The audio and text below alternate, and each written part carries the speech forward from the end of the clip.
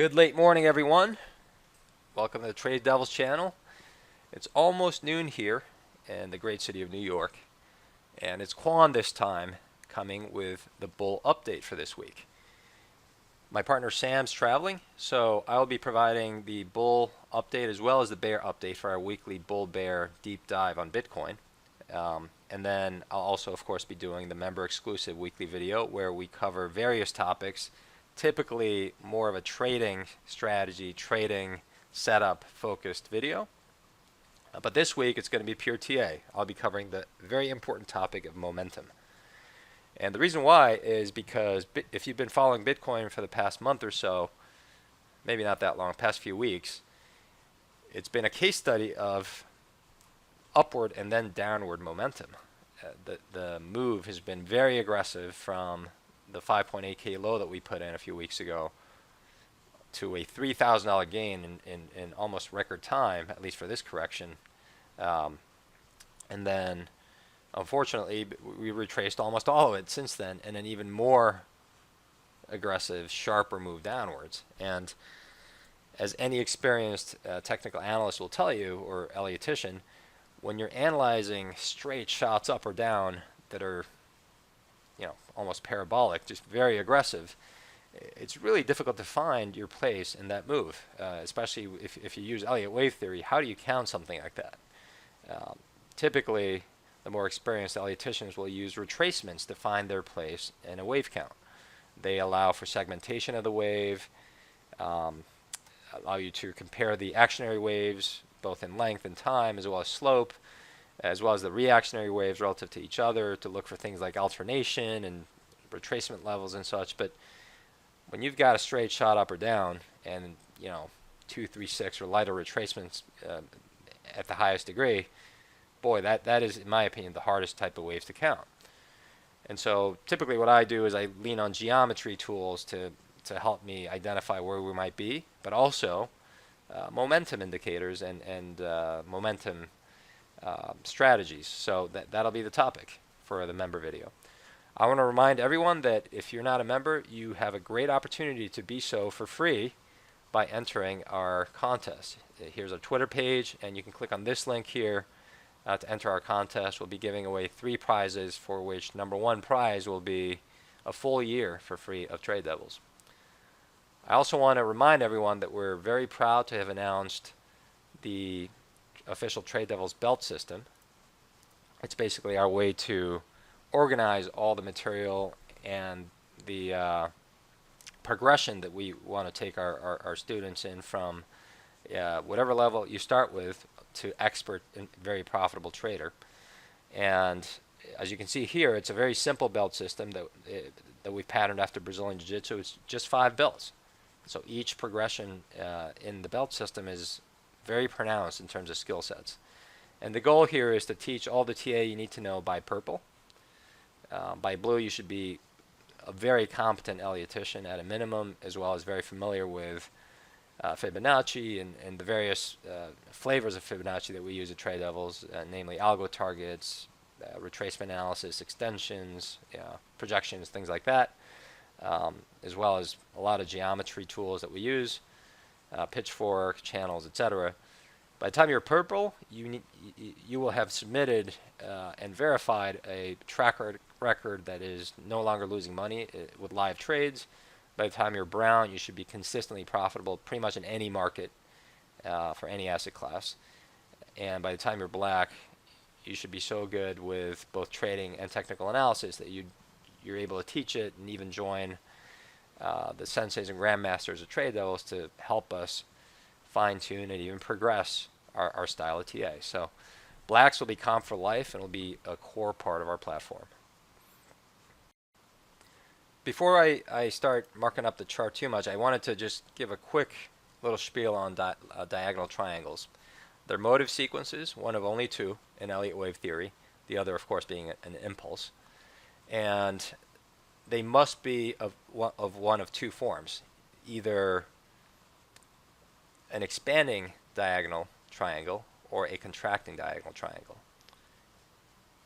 An expanding diagonal triangle has a shape that can be described as an expanding wedge for people who've done traditional patterns.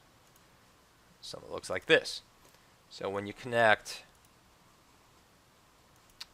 the end of the 1, the end of the 2, the end of the 3, the end of the 4, and the end of the 5 into trend lines for both the actionary and reactionary waves.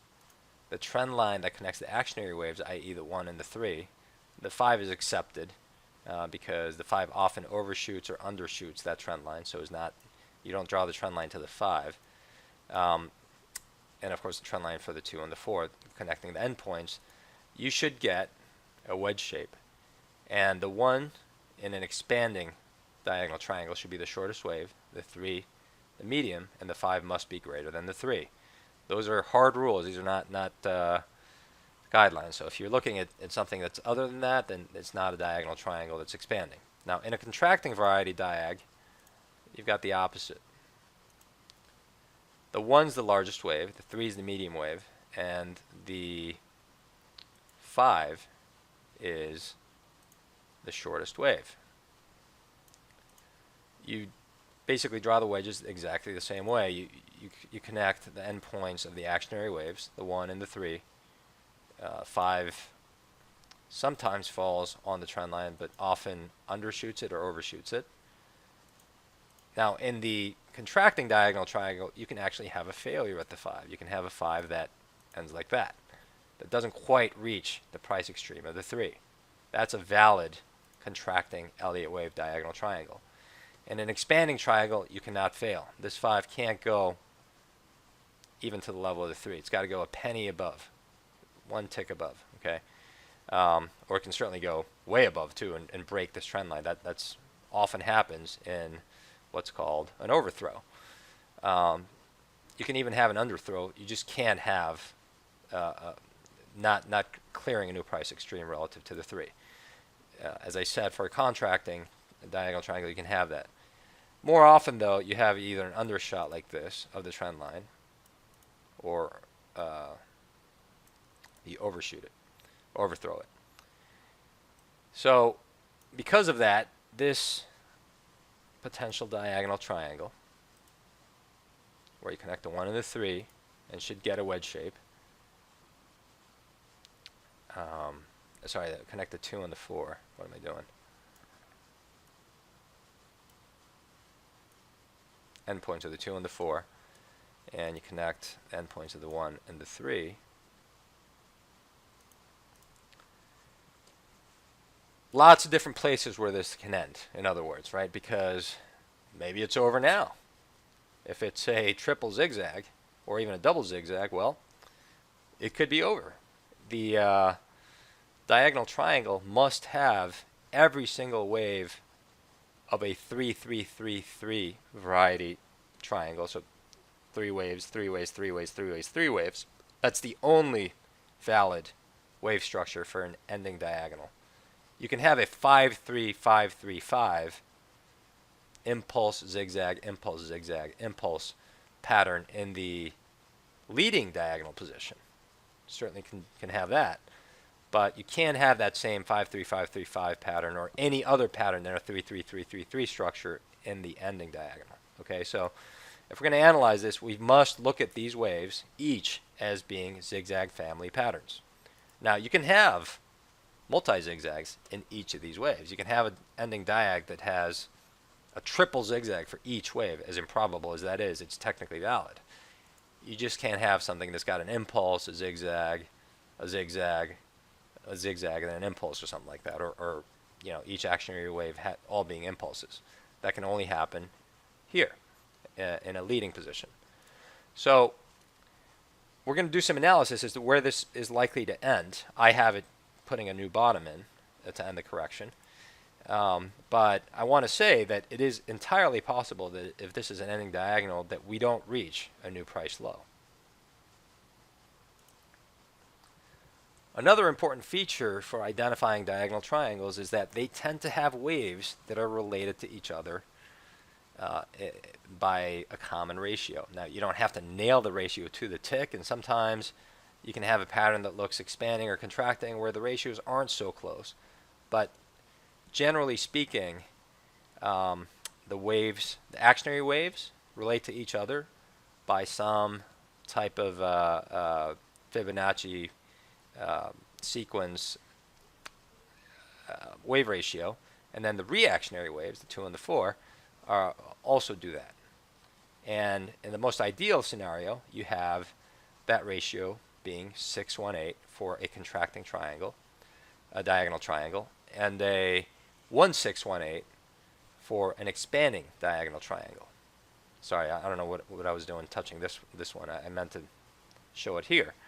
So the 3 is 1618 of the 1, and the 5 is 1618 of the 3. That would be the ideal ratios for an expanding diagonal triangle. Same thing for the 2 and the 4.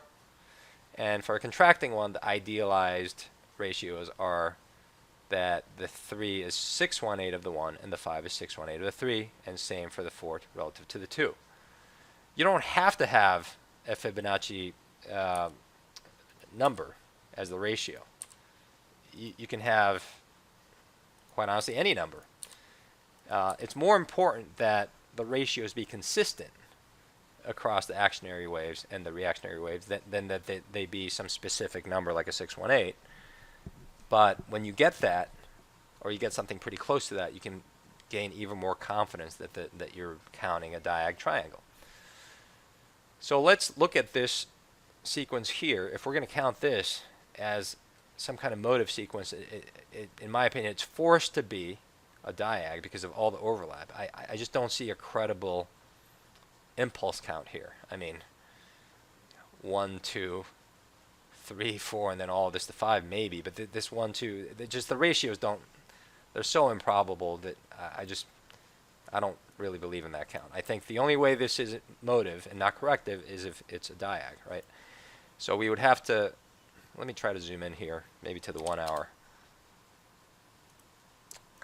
so you can see more wave definition.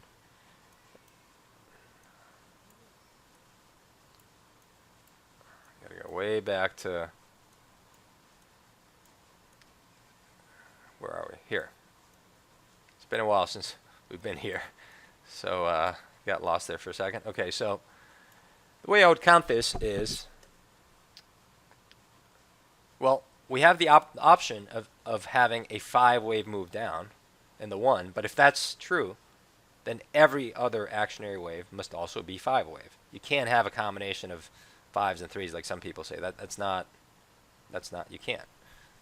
The rules don't allow for that. So it's either 1, 2, 3, 4, 5 or something like that, or it's A, B, C.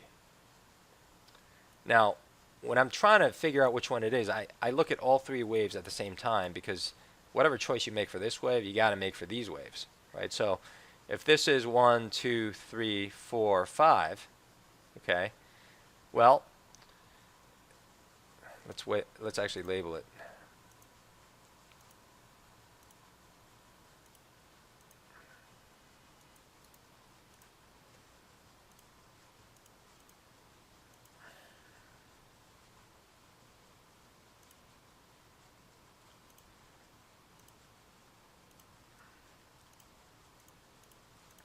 If this is motive downwards, because of the overlap, the 4 overlapping the 1, you're forced to count this as a diag. And in my opinion, because this 3 is so 3-wave, I mean, can you count that? Let's see, can you?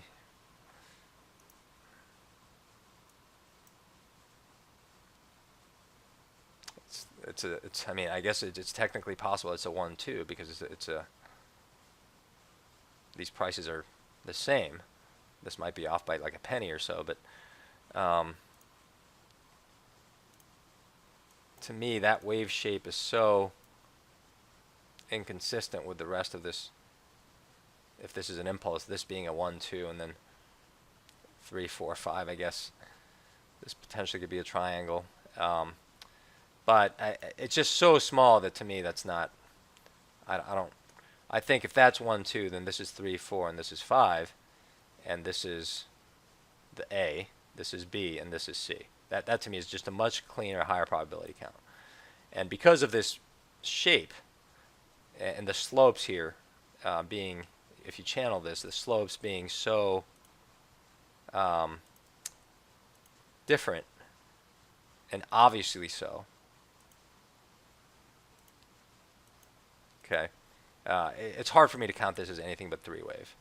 Can you fake the funk a little and make this a 1, 2, 3, 4, 5? Sure, you can, but that wouldn't be the way I would count it. So because of this wave, I think you're almost forced to count the diag as a 3, 3, 3, 3 variety diag. And by the way, that's almost always the shape. The 5, 3, 5, 3, 5 variety is so rare that for a long time at Elliott Wave International, they weren't even allowed until they changed the rule more recently. So does this count as a three-wave? Well, yes, it does. You know, this is a pretty deep retracement for the same reasons that I think this counts well as a three-wave. I think this does as well. I can just eyeball this and say that, and look at the A and the C being very close in length. So if we measure it, yeah, so 1272 is a perfectly fine, to the tick, by the way, perfectly fine ending for a C leg of a zigzag relative to the A. Let's measure this one.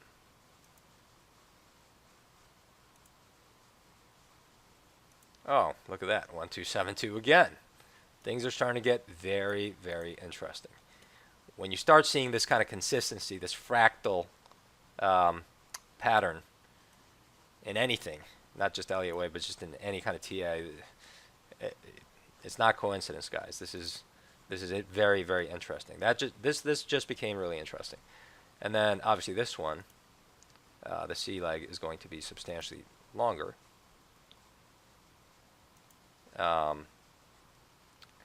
But like I said, in a diagonal structure, oftentimes you get an overthrow at the 5 position, and that's very possibly what we're seeing here.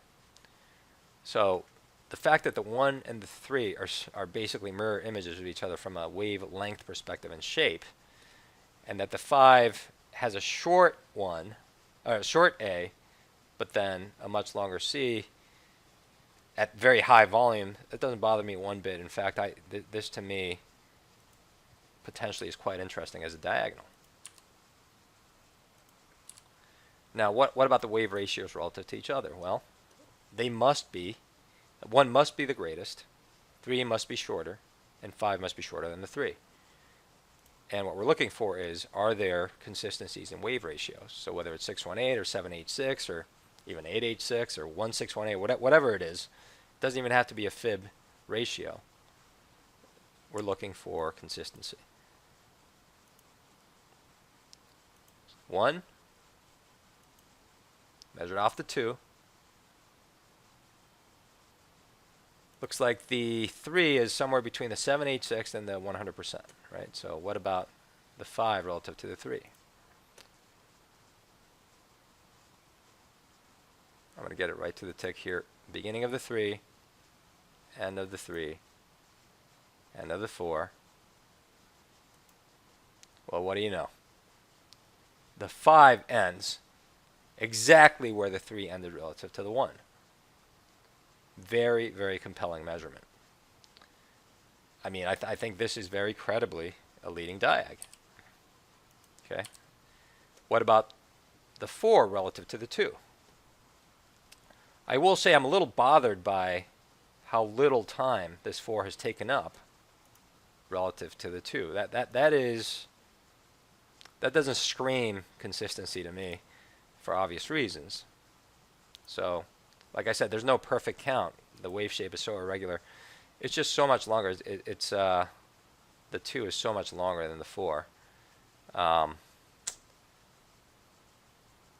Don't love that, but you know, this is 71 bars. This is 346 bars, right? So it's almost 5 times longer in duration. But let's see what about the length.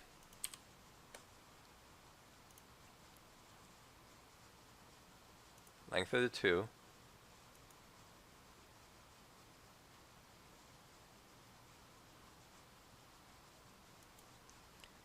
almost 618. And what did I say was the most confidence-inspiring wave ratio? 618. So the fact that the 1 and the 3 and the 5 are so damn close, I mean, almost perfectly aligned from a wave ratio perspective, and that the 2 and the 4 are almost to the tick 618, to me makes this a very credible diagonal count.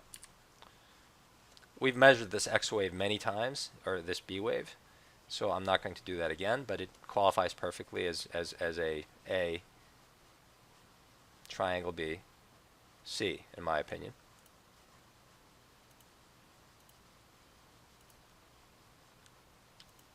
I believe I measured this triangle in one of the videos that I did 3 months ago or something, but basically a leading diag A, triangle B, and this is straight up impulse C.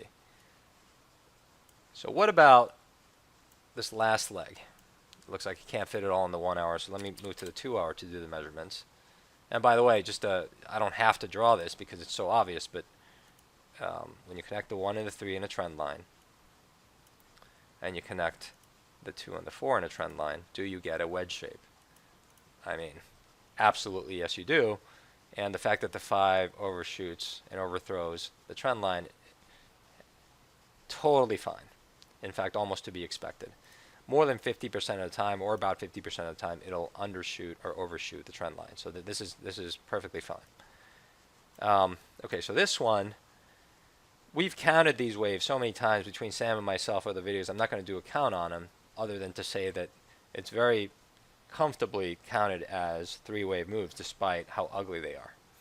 And in fact, because they're so ugly, I may lean on them being corrective structures, i.e. 3-wave structures, more than motive sequences. There are counts that allow for these to be motive waves as well. But because we're counting this as an ending diag, they must be, every leg must be a corrective structure, i.e. a zigzag family correction. So let's start with the wave ratios, just like we did with this potential A wave. From the 1 off of the endpoint of the 2 to the 3, almost to the tick 786. Let me change the color so it's doesn't contrast with the trend line so much. Let me just jack this up here. You can see almost to the tick 786, which is a fib sequence number. What about, let me just label it so there's no confusion.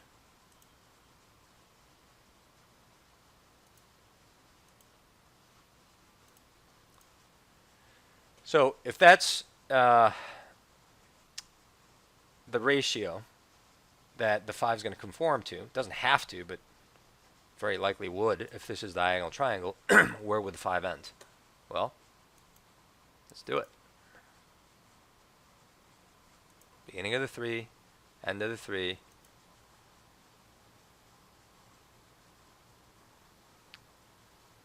beginning of the 5. 786 would have it land, well, depending on where in time it lands, could literally be on the trend line here somewhere if it lands around here, or a slight overshot of the trend line. This is looking like a very probable diagonal shape. I think you guys would agree with me given what I told you about the rules, right? And the guidelines. So what about the 2 and the 4?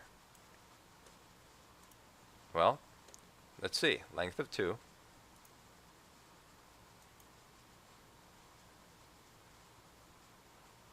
Oh, look at that. 7, 8, frickin' 6. Almost to the tick. So if this completes at around here, the move from here all the way down to here is pretty much a textbook diagonal triangle. One other tip about diag triangles, guys. They're not called diagonal triangles for no reason. The word triangle, what does that say? About volume. The volume in a diagonal triangle sequence, just like in a regular triangle, should be declining as the legs get put in. Well, is it declining? You got to be blind as a bat if you don't see the decline. It is, in fact, declining. Guys, things just got officially interesting in this bull count. I'll tell you why. One of the things that's bugged the hell out of me about this correction is where's the volume?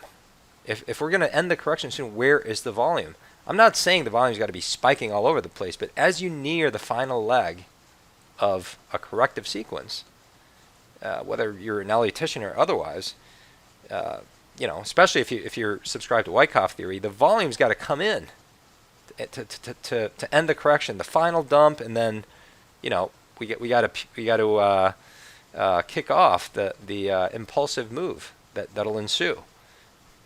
The basing process needs to end with a bang, and there is no bang here.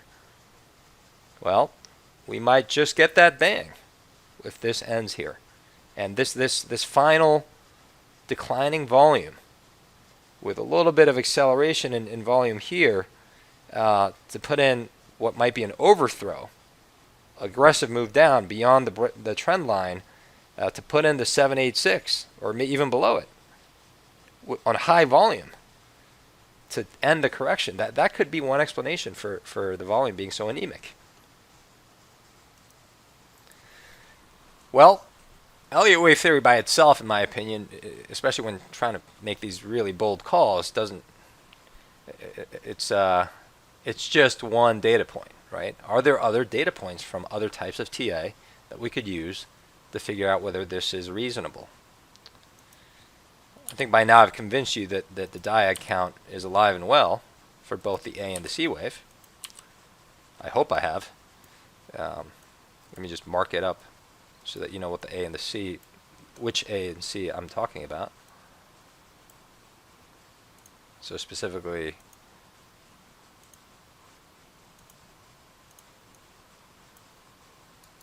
this ABC at the highest degree.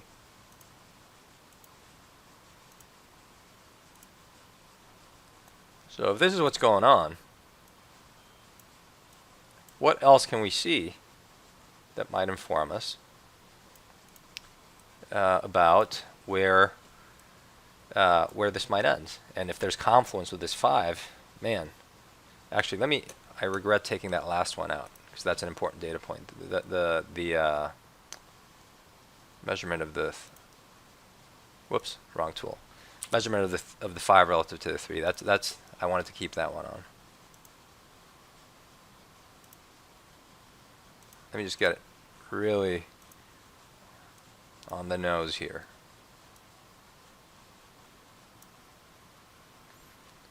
Try to get some precision in this analysis. Oh, this one I almost got.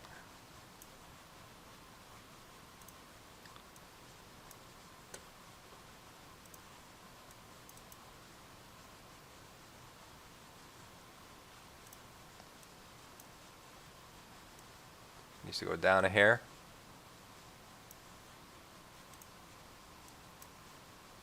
Close enough. I mean, you guys are going to forgive a penny, right? Okay, so just to clean it up, I'm going to take off the other levels. I'll keep the 1 just in case. Because, why did I keep the 1, guys? Because this can't go down to the 1. There's a hard limit as to this count being valid, and that is $4,295.30, or 29,291 cents, right? You absolutely cannot. The 5 must be shorter than the 3. In other words, okay. So the very likely landing zone for the 5 is somewhere. Well, it's here and next to this trend line, but it cannot surpass this, which is why I kept this measurement. All right. So now we've got a region here that with some confidence might be a landing zone for this potential 5 leg of this ending diag. Well, let's slap on a pitchfork, see what that says. As always, any geometry tool, there's some subjectivity there, right? You got to figure out where the pivots are and which ones explain price the best. So let's just start with the nearest pivot. And these pivots have nothing to do with Elliott wave theory. You can take them on any part of any wave, so they don't have to correspond neatly with the beginning or ending of a wave count, in other words. It's a mistake I often see people make. And look at that, the median line suggests a tap of the trend line. And from a time sequence perspective, can you imagine that this might retrace a little bit and then go down, and right here in 4 days and 16 hours? I mean, it seems almost manifest destiny, right? Very credible. Let's see.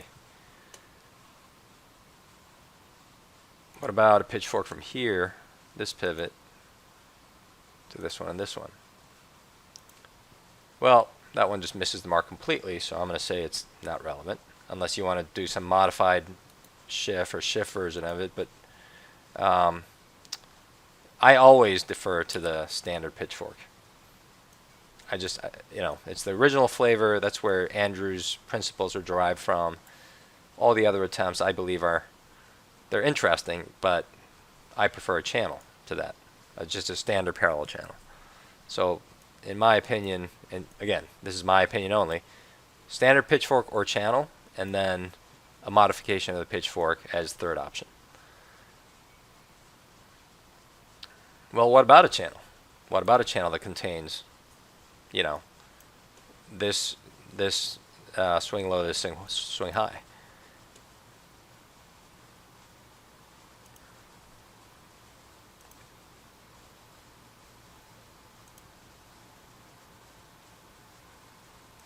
Gotta stretch this out a bit more. There's a little wick here, so you could even draw it here. This is not an Elliott channel, by the way. This is just a channel that's containing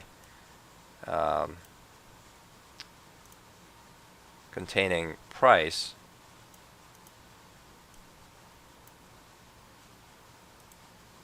Well, this channel's median line suggests lower. But again, you don't have to tap the median line. It could be, this is close enough, somewhere between here, at any tap of this pitchfork, I would say there's some reasonable geometric confluence with this channel that contains this move.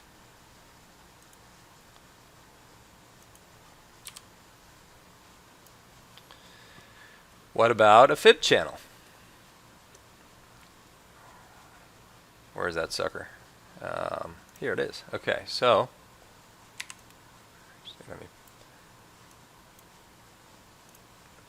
let's do a fib channel off of the same pivots as this pitchfork. When I find one geometry tool that gives you some interesting pivots, I try to anchor the other geometry tools that I use in the same places as a starting point. Don't have to, but just as a starting point.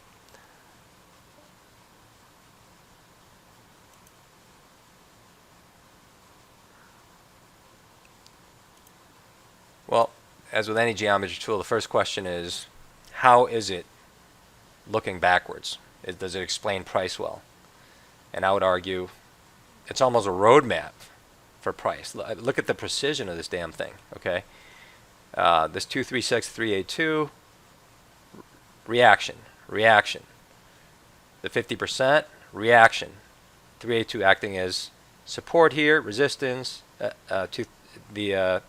50% acting as support, 382 is resistance, 50% support again, 382 resistance, breaks 50%, stops at the 618, dips almost to the 786, goes back up. Now this support becomes resistance, breaks through, finds more resistance at the 50%, breaks back down. Slight little stop here at the 618. Even these little stops are explained. Back down, 786, support, resistance, but stops before the 100%, and then it vacillates back and forth. Obviously, we drew it to this pivot, so this is 100. What about on the way up? Same thing, little zigzag move here, and then boom, finds resistance at the 786, which explained this reaction. Breaks through, gets stopped by the 618, back down to 786.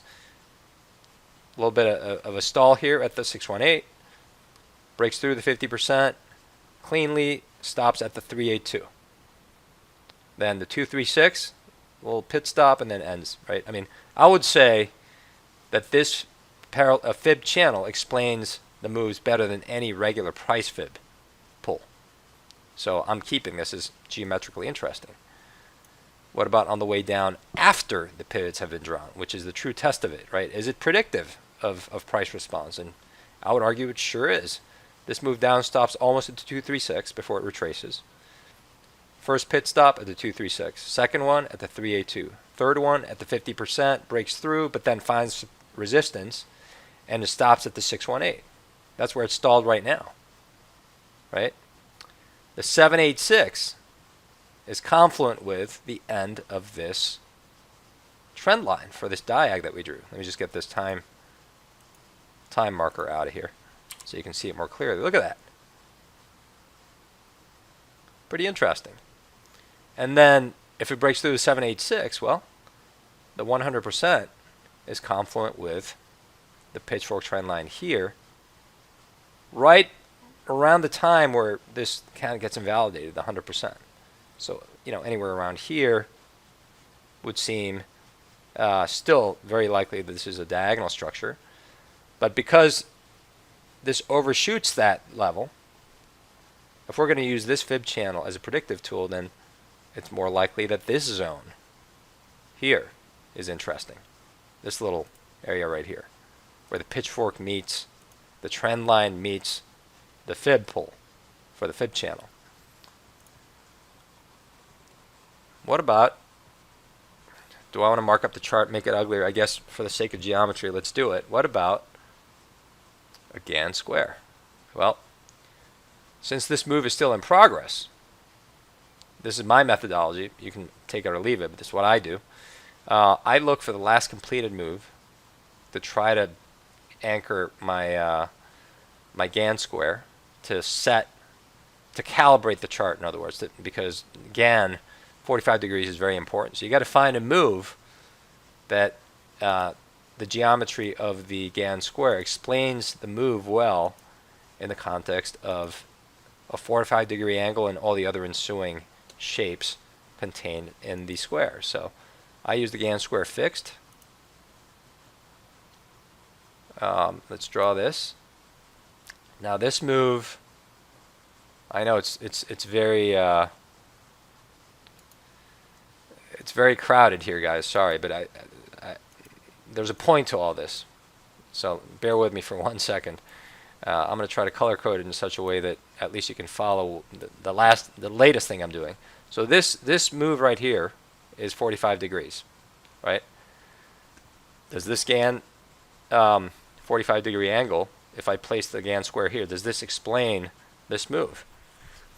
It certainly does, but can we calibrate it in such a way that it explains it better? Well, first of all, these arcs, let's move them down. Whoops, wrong tool. Well, maybe I can hide the pitchfork for now because it is getting super cluttered. And maybe I can hide this fib channel. And now we've just got the Gann square. These lines are part of the Gann square if you're not familiar with it. So what I do is I take this arc and I place it at various pivots. Like if I place it here in the first pivot and then the square ends a little too soon, but even then geometrically quite interesting, right? By placing it here, these arcs explain this move. These arcs explain this move. This one not so much, but a little bit of a response here. This one definitely. And then this one definitely, acting as a boundary for this move as well as resistance here. And then of course I drew, and then at this square, at the ending of this square, that's almost to the tick where this move stopped, right? So geometrically quite interesting. What if I move it up a pivot, like all the way like either here or here? Can I find a level that explains price best? If I put it right here for this next major move, I'm pretty satisfied with this square. Look at that. This acts, doesn't nail this, but acts as support here. And then this one in particular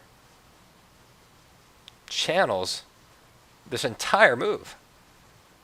Quite interesting. Now, can we adjust the geometry so that these the curvature and this line align a little bit better geometrically to the wave shape? I don't think that's the answer. Is this the answer?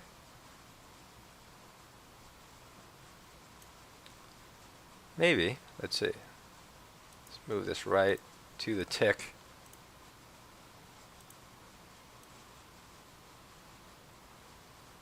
This is interesting, where this 45-degree line acts as support, support, support, support. What if we compress it some? I think this is more interesting, geometrically.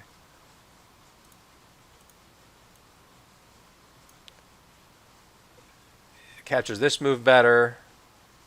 45-degree, acts as resistance here, and then, bounces right on the 45-degree, bounces right on the 45-degree. To me, this is where I would go with. Okay, so again, we're doing this to calibrate the chart because this Gann square can't explain a move below the square, obviously. So what I would then do is I would lock this calibration, and I would delete the square, and I would put a new one here at the swing high. Well, look at that.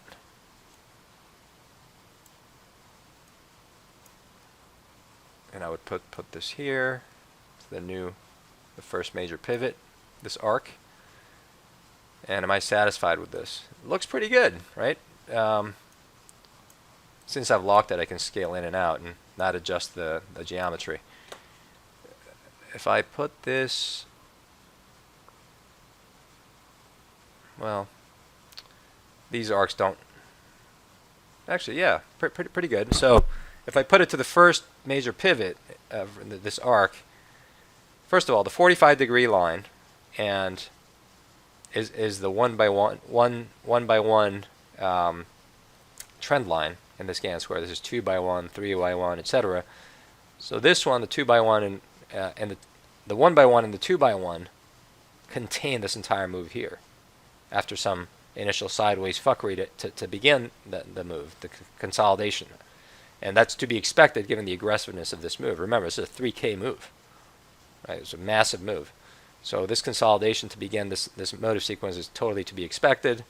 But the real impulsive portion of it, this move right here, these trend lines are capturing this move very nicely.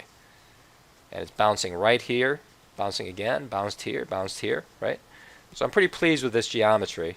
And the arcs, too, are pretty interesting as containers of each of the pieces of this move down, acting as support and resistance and boundaries.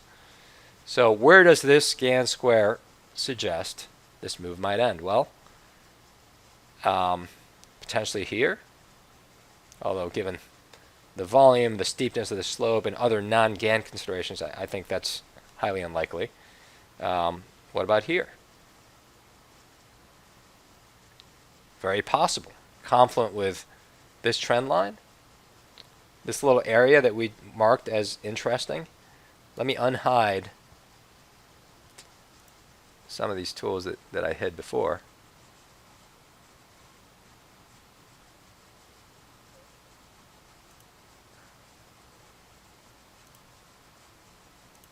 Let me make the fib channel a different color. Well, no, it's a little too laser show.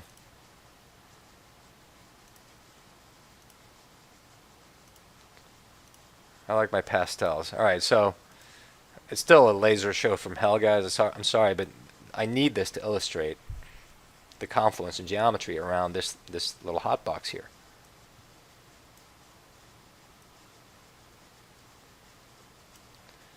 Not only confluence and geometry around the hot box, but also the Elliott wave theory. This 786 measurement is pretty damn close to here, right? So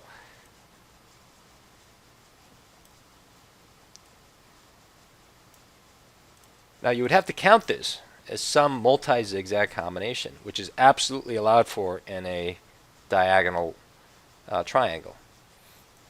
Any of its waves, actionary or reactionary, can be any zigzag family pattern. Well, this could be a triple zigzag. A, B, either C here, then puts in an X, which is a triangle A, B, C, D, E, and then A, B, C here for the other zigzag. And we're either putting in the X or put it in here, and then starting the last zigzag. Or if this is the X, it goes somewhere like a triangle or some kind of flat or some combo here, then the final zigzag to put this wave in. Let's measure it. If it's a triple, I'll measure the double as well. But just given how steep it is, the X wave would have to be so small for a double zigzag that I almost think, despite the fact that triple zigzags are more rare, that in this price record, the triple zigzag is the much higher probability count. So if I've got this zigzag ending here, and this thing's a triangle X, you do it off of the orthodox top, so not the price high, but the orthodox top here, the E leg of the triangle, to measure 100% of the next zigzag. And what do you know? Very close. Might land even squarely on the 1272. I got so much stuff on my chart I can't even select it properly. Yeah, the 1272, very, almost to the tick. And now this part is the next X wave being put in, and then you'd have another zigzag that has approximately 100% relationship to this. So where would that land you? Well, if it's 100% of the original zigzag of the W, and the X wave ends, well, since it's not in, we'd have to presume that if it goes sideways for a while, maybe it ends around here, around this arc level, or where the arc is confluent with the 50% of this fib channel. Somewhere around here, right? So let's put it right in the midpoint. 100% would land you pretty damn close to this hot box. And below the 786. Almost confluent with the 786. And what if it's closer in wave ratio to the second X, or sorry, the second zigzag, which is the Y wave. So here to here, and anchoring it off the same place approximately. Well, 1272 gets you to, or sorry, 100% of this move gets you to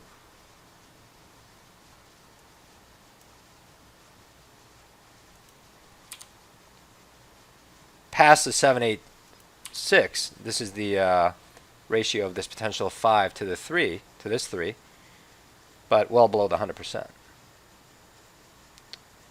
So I'm going with 100% of the original move, that which is more confluent with all this geometry. So there you have it. Let me clean this up a little bit. Well, maybe I'll leave that in. I think I'll take the Gann square off, so I can unlock this, zoom it out to the 3 hour, where we started the analysis.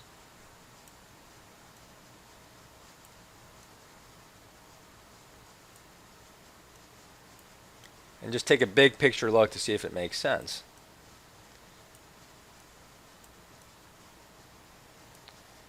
Well, I'm going to take all these geometry tools off and just leave you with the count.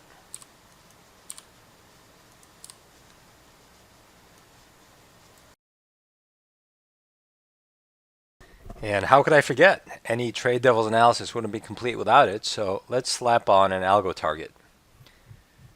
Where's the fib? Actually, you know what? As I pull this tool out, the fib tool, I realized we didn't measure the retracement of the 1 by the 2 and of the 3 by the 4. In an ideal textbook diagonal that's contracting, you want to see about a 61.8% retracement. So if we go from here to here, Lands right on the golden pocket. A little past the 618, but bounces out to 65%. Let me just get it to the tick here. And let's level down. Ah, nailed it. Okay. And this one,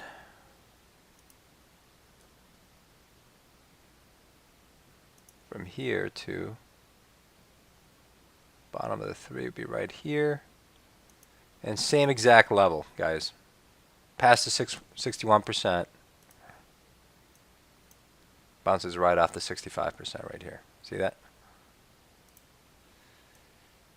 I mean, it is about as perfect a measurement for a diagonal as you're going to find in the wild. So this first algo target just jumps out at me, minus 236 of this pull, which is the one that initiated the diagonal, so would be my choice of the most important level. And that's at 5170. So taking this one off. Actually, before I take it off, what was that one? This one is a little lower at 4787, so we're at 4800 or so. Maybe I'll just hide it. This one's 5170 or so, pulling it here, 5170 or so. Yeah, so it goes right to the bottom boundary of this little hot box that we drew as a point of special interest. And I deleted it, but if we remeasure, remember that wave 3 was 786 of the 1 or so. And so we're expecting wave 5 to be approximately the same ratio, give or take. And that gets you to 5184. Look at that. You've got confluence in geometry, given all the tools that I deleted but I showed throughout the whole video. Elliott wave count and measurements of the 5 on a pretty cleanly measured diagonal structure here. Algo target, all different forms of TA that are leading to this point between 5100 to, call it 5300 or so, 5350, even 5400, as a little area of quite a bit of technical confluence. So, we're not giving financial advice here, but if you're looking for a high probability trade setup, man, I'm not sure that I'm not sure I've seen one recently that's as interesting. And given that a diagonal structure, the 5 can't go below the 100% level of the 3, well, you got a natural stop loss.